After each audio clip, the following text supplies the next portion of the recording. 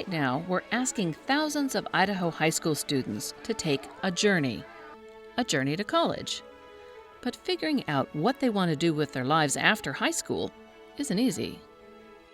I think it's kind of a mentality and a culture of Idaho, unfortunately. Going on to a post-secondary education for a lot of families has not been a tradition. I think sometimes people don't realize, living in a small town or something, they may not see quite all of the opportunities that are available to them. They get scared of what am I going to do next with my life? I feel like they think that they have to have a plan once they go to college because it's a lot of money and all this stuff. Yeah, it's frustrating a lot because you don't really know what, you want to sound good to people. You want to get the scholarship, so you don't know what they want.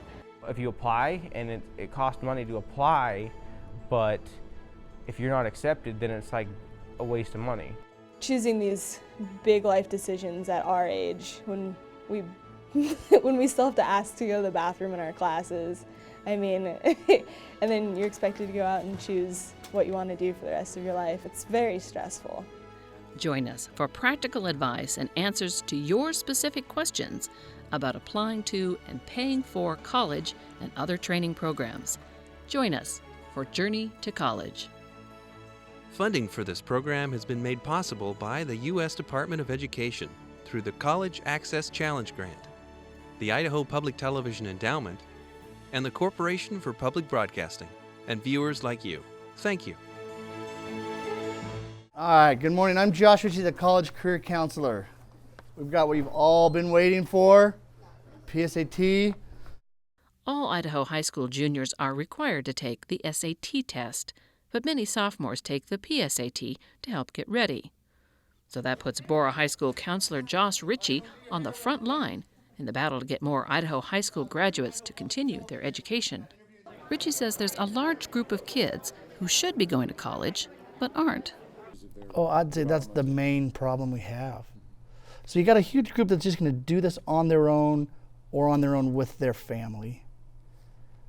You have a group that just kind of needs a little bit of information. They probably even could have looked it up on the internet.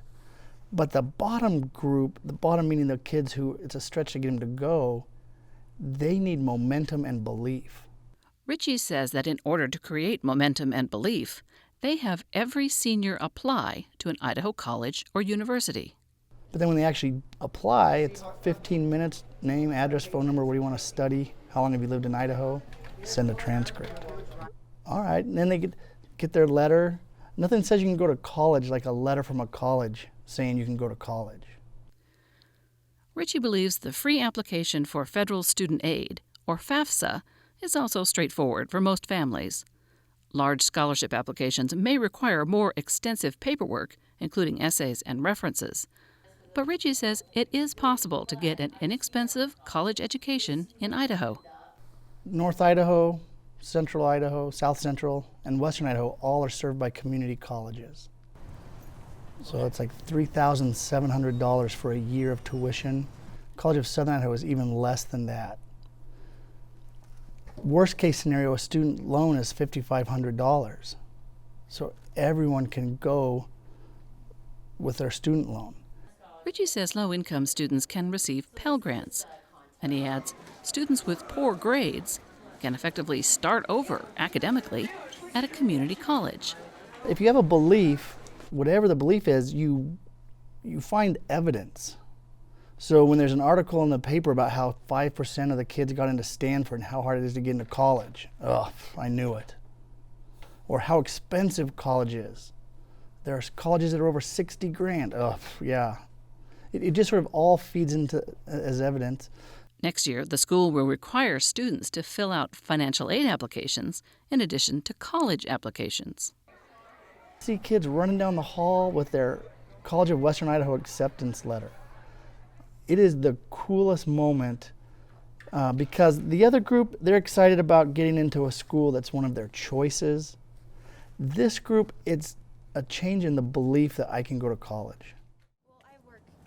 But some students, like Burley High School senior Bethany Jensen, are reluctant to even consider debt as an option.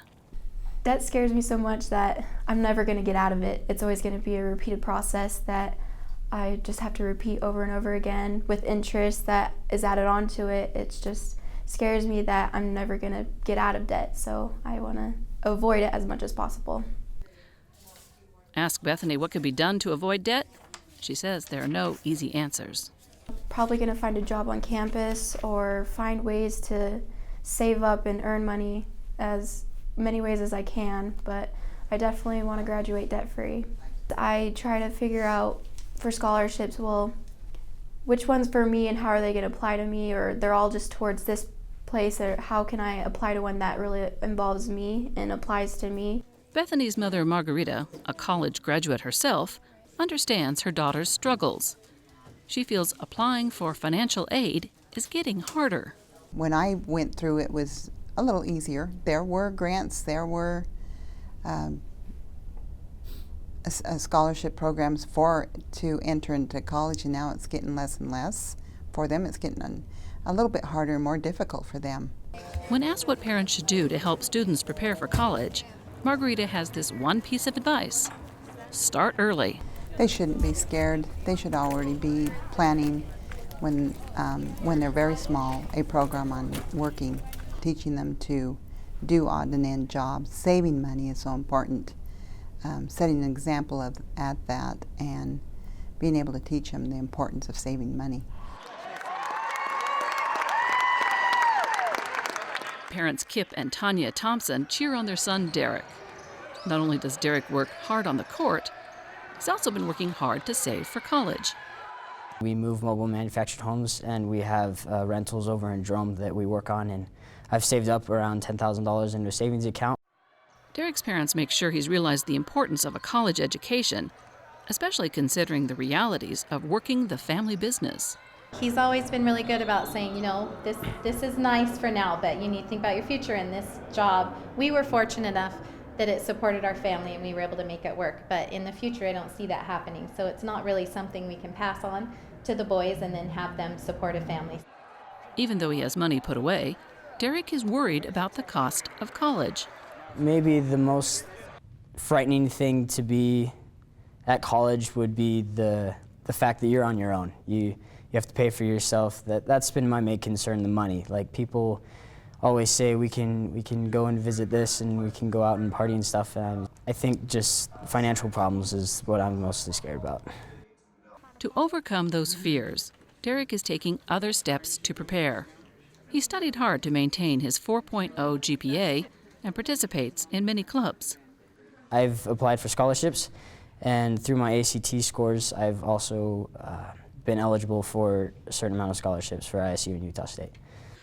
By saving early and working hard to get good grades and scholarships, Derek is ready to start his journey to college. And he has some thoughts for other students. I would advise them to take those take as many advanced classes as they can, dual credit courses if it's available, and also be involved in club work and extracurricular activities like sports, because that looks good on scholarships, and it also introduces you to a bigger environment of more people that you would be associated with.